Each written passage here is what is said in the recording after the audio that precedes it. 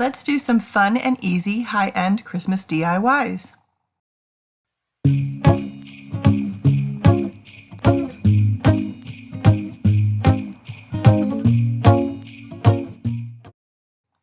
DIY number 1.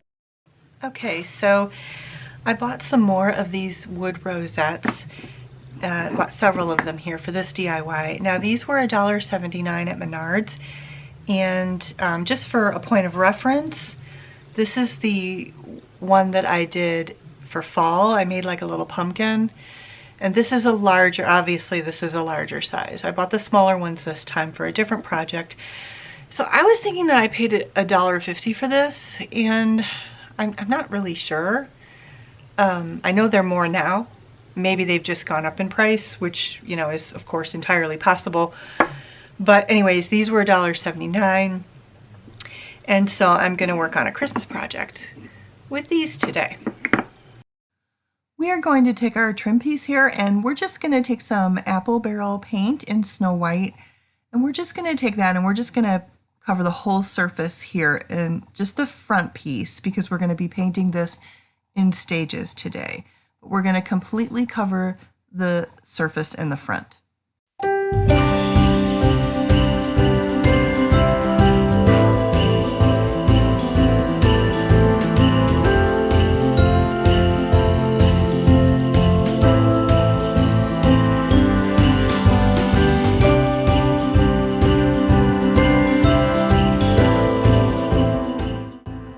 Next, I'm going in with this beautiful moss color by Waverly.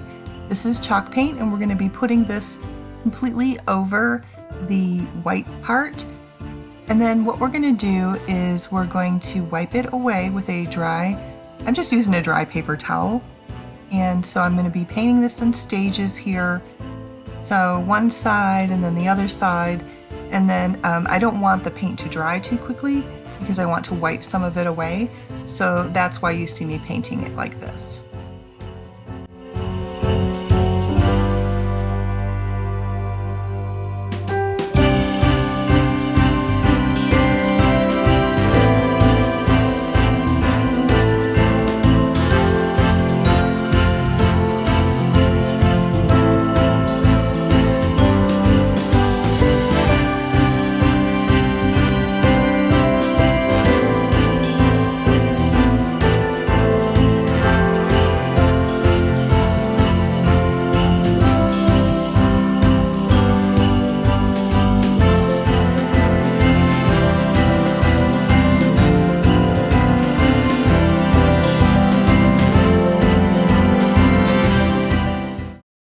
Next, I'm taking 220 sandpaper, very fine sandpaper, and I'm just going to go over each of those edges.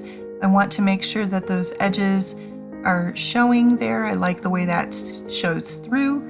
And then after I do the edges, I'm just going to go ahead and do the same thing on the front. Make sure that when you're sanding the front that you go in one direction. You know, whether that's side, you want to go in the direction of the grain if you can. But just make sure when you're sanding it, it's all going in the same direction so that it flows properly. Except, of course, that piece in the middle that, you can just kind of go around on that. And now I'm turning it around and I'm just painting the back side. We're going to paint the back side the same way. First with the white, and then after I dry that, we're going to go ahead and put the moss on the back. So what I'm doing here is I'm painting it, but I'm not completely painting it all the way through, or all the way over, I should say. I'm leaving some spots open there, and that's how that's looking. And then I'm going to go ahead and I'm going to sand again.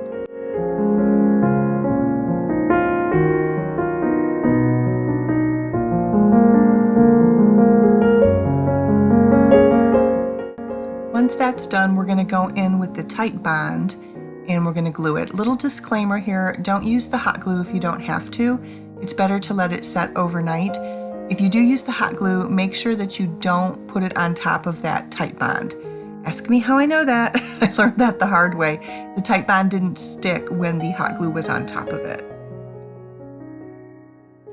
It's the next day. My pieces are glued properly. They're staying together. So before I glue these into a tower, I want to paint the sides. So I didn't paint the sides ahead of time because, quite frankly, I didn't want to paint where I was going to glue, which would be, you know, here and here. And I have a particular way that I wanted these laid out. I picked out which one I wanted on top and which one I wanted down here. Anyways, so I glued these pieces together first. Now I'm going to paint the sides, and then I will stack them. One of the reasons that I've chosen to paint this way is because I want to make sure that I don't paint the places where I'm gluing things together accidentally. I wanted to leave that raw wood, but I did want to point out I'm doing the same thing. So I'm painting this white. This is my top piece, and so I will need to paint the top of this too.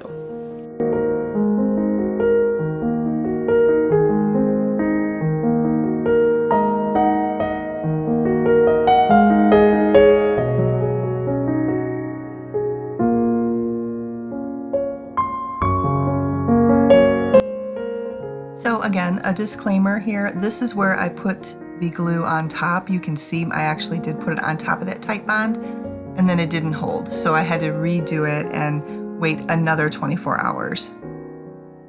So now I'm gonna go in with a clear wax because I will tell you, I really love this moss color. I think it's beautiful, but it's chalky and it does kind of have a residue that comes off of it a little bit. So I'm going in with a clear finishing wax, and I'm just gonna cover the whole thing that I've painted so far in this finishing wax. And then that will give it a nice finish that will set in, and then I won't have to worry about it, the paint coming off of it. Now I have my tower put together, and so I'm gonna go ahead and paint the same two colors on the sides that are exposed now. And it's just going to do the same thing, paint it white, paint it green, sand it down, and we should be good with that. I have to say, this is a fun and inexpensive project. It was really nice to make.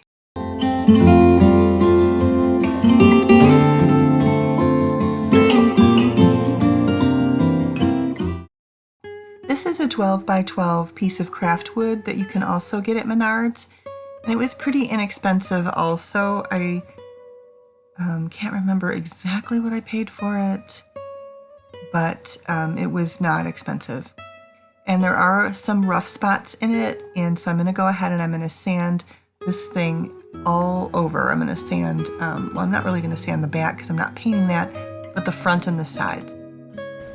Okay, this is my Iron Orchid Designs rosette mold, and we're going to do each and every one of these today, and we may do some more. I may find that I need some more, but we're at least going to do one of each of these so you can see what they look like. And then I'm really excited because I actually ordered the Iron Orchid Designs air dry clay. I've never used that before, so that's a first for me. All right, let's go ahead and get started. Okay, so I don't really like to waste my clay.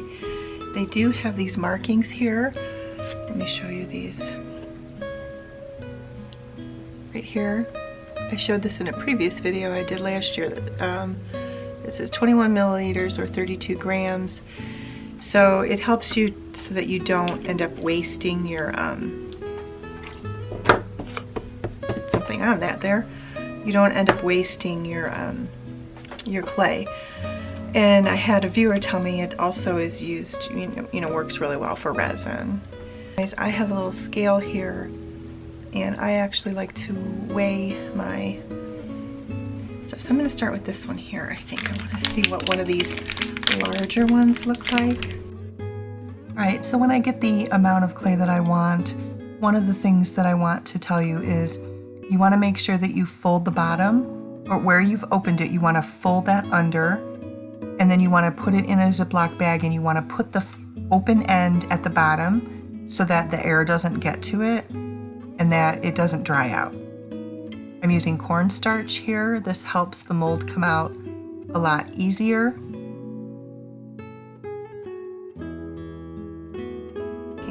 sure we're getting to the edges of each of our rosettes. I still feel like I have a little bit extra here than I should have. And they have these ridges, so it helps you to kind of pull away. I'm going to go on my wood board, so I'm just really wanting to make sure these are flat in the back so that they lay properly on it. Let's pull it out. I think you want to use gravity here. Gravity is your friend. Okay, look at that. Isn't that pretty? That turned out so nice. All right, let's do some other ones here.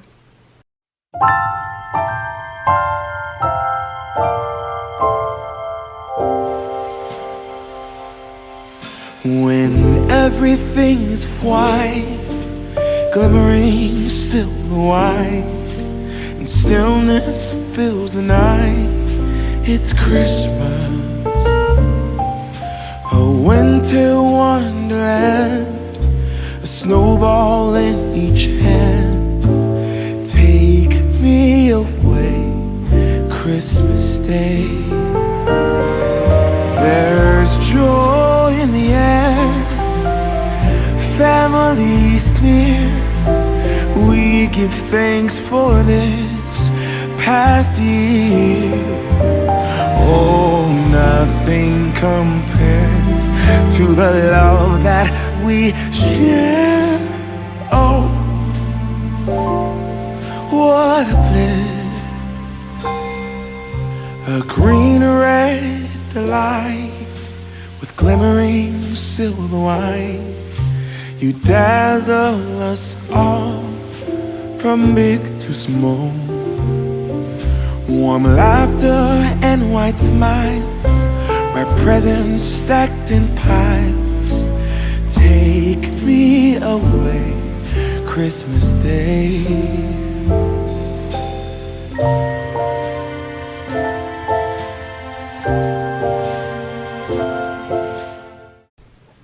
Okay, here is our last one.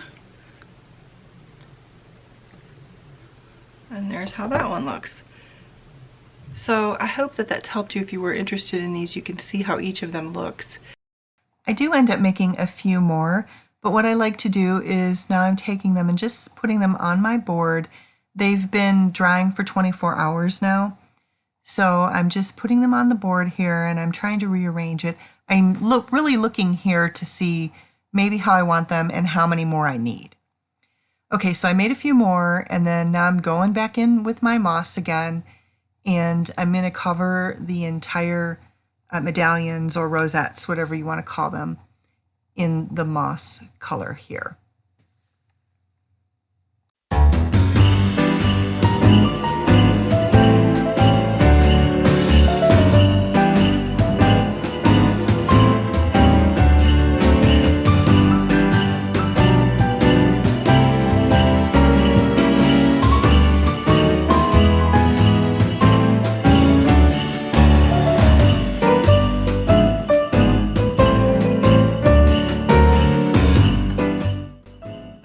Okay, so now I'm going to take my white wax. I've had this for a while. I painted some furniture and some other pieces with it, or waxed it, I should say. This is from Jolie. It's really nice wax. It works very well. So we're just going to go ahead and we're going to put that on the medallions now. And you see how it shows the nice detail there?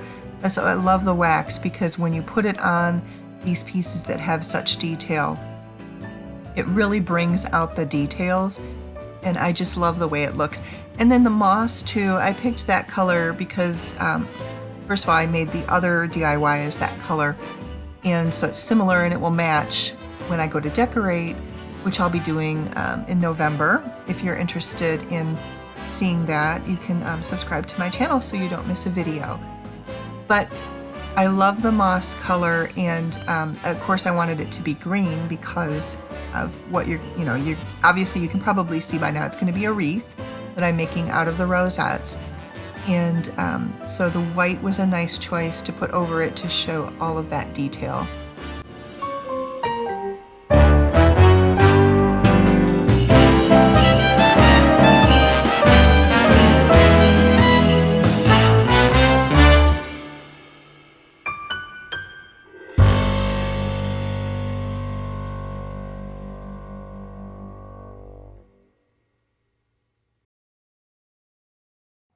So now I'm just going to take the rosettes, and they're dried and they're cured, and so it's been probably another 24 hours.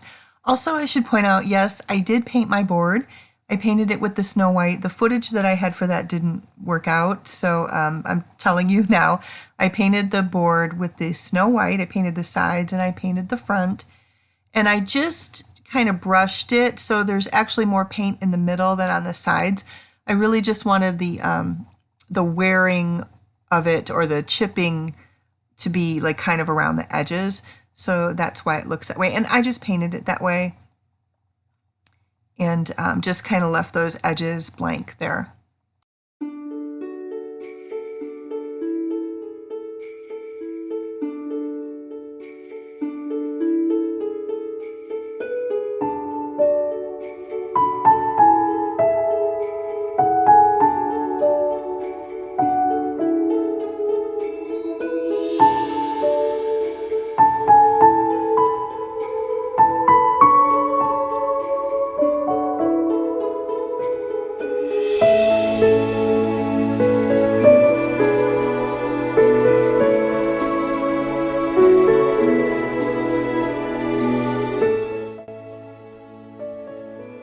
Now we are just going back in again with the Titebond, and we're going to glue the backs of these, and we're going to glue them all down in place how I have them arranged on here.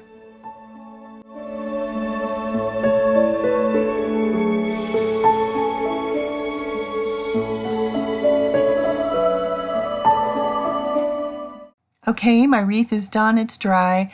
You can do several things here. You could add a red ribbon to this, you could glue it to the top. I'm just going to show you a few different pieces here that might look nice. You could also take a gingham. I tried the gingham. I think I like the solid red one better, but you could use that. You could also use a non-traditional color like a blue. You could also use the cream. Here, I don't know, I think the cream might blend in a little too much with the white background, but those are just some ideas of how you can paint. I did add a little bit more wax because I felt like they needed a little bit more detail.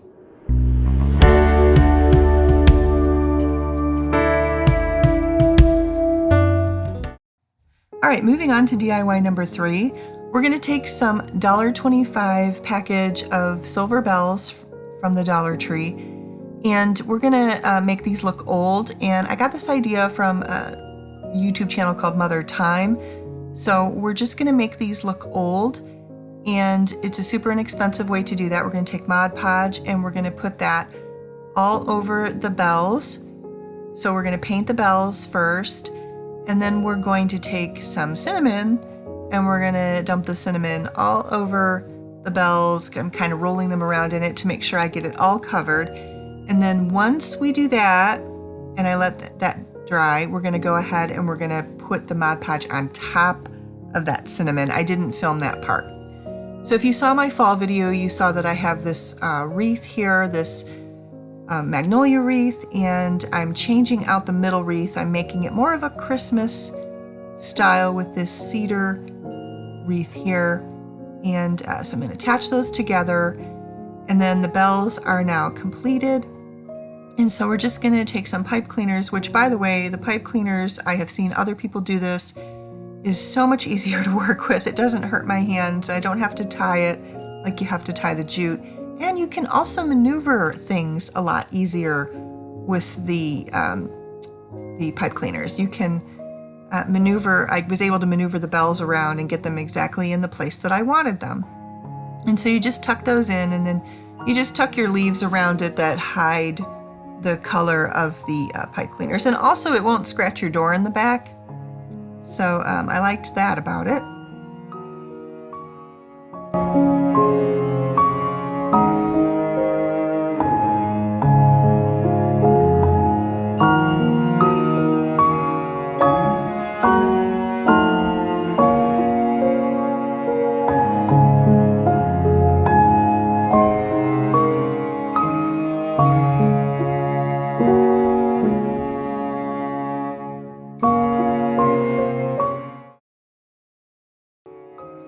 are enjoying this video, I would invite you to subscribe to my channel.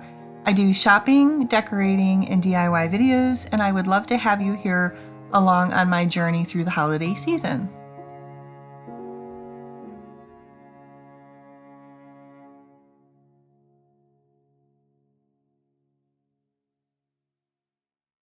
Okay, I have 3 wide pieces of burlap here, and I'm literally piecing these together to make an oversized bow. And I'm just using some jute to tie it together. And then I'm just going to tie it around the top of this wreath here. And then you'll see me, I am adjusting a couple of those bells. Now I'm just showing you, you can put a couple of different styles. I need a larger one of those pieces there. I have smaller bows here, but if you get the idea, you could put a larger one on there and layer it, for Christmas or to give it more of a farmhouse look or whatever you would like. Or you can just leave it just like it is with the burlap.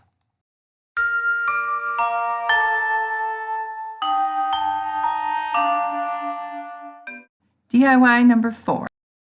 Next, we're going to take these Better Homes and Gardens oversized kitchen towels from Walmart, and I think they were $6 for 2, I believe, and they're pretty good size. You're going to see when I open them up that they are oversized, and I thought that because of the green and white color they would make a nice pillow for the holiday season.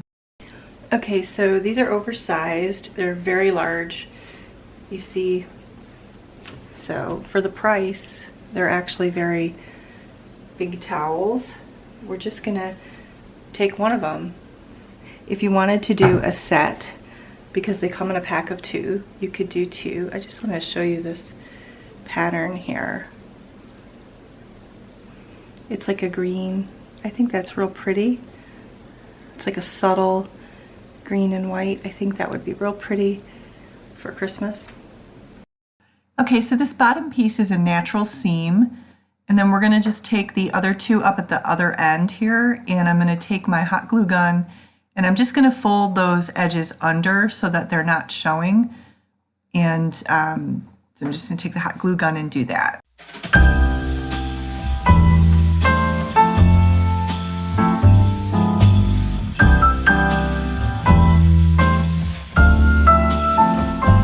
The Christmas lights fill the city. There are people everywhere. The snow is falling white and pretty. And then we're just going to repeat with this side. Okay, that's done. Now we're going to bring them up to meet each other here, just like that. So I want to make sure I've got them right where they should be. I stroll on my way to you. How will you feel about packing up today? Leave this all behind. Go get snowed in somewhere. Okay, so these seams here I'm going to keep that are along the sides here. I kind of like those. So I just want my parallel sides to match.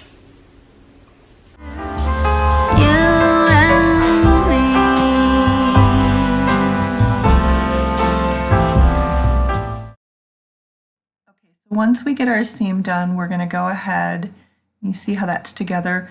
We're going to stuff it, so keep the other end open. And we're going to get I have this old pillow we're going to use. So you just want to go ahead and stuff that with the batting. Ironically, the hardest part I felt was doing this, getting it in there. Make sure you get it in the corners, but don't push too hard because you've glued them. But you want to make sure that your pillow looks relatively full. I had to do a lot of maneuvering here. I don't know why.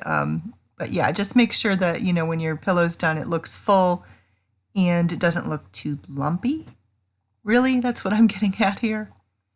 All right, so now we're going to go ahead and we're going to glue the seams here. I think this is a really nice idea if you want a throw pillow and you don't want to spend a lot of money. Again, because they came in a pack of 2, you could make a set of these. And they also came in the red color too. So I think it's a good idea for the holiday season, and it's also very economical to do it this way.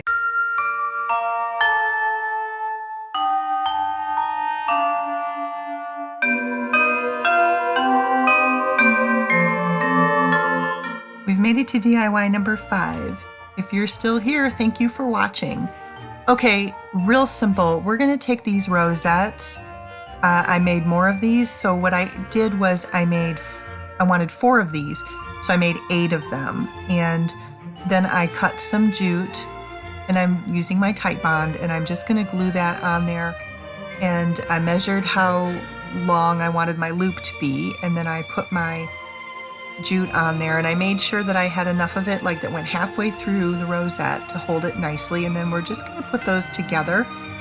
And I didn't add a bow to it or anything. I just felt like these might stand nicely alone like this in the Christmas tree, because that's what I'm going to do with them later on in the season.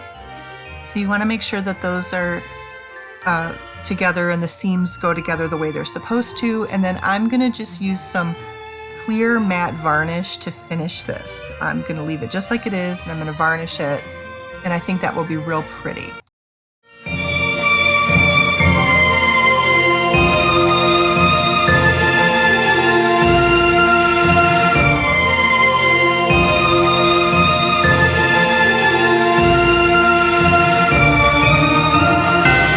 If you enjoyed this video, I'd love it if you leave a like or a comment below.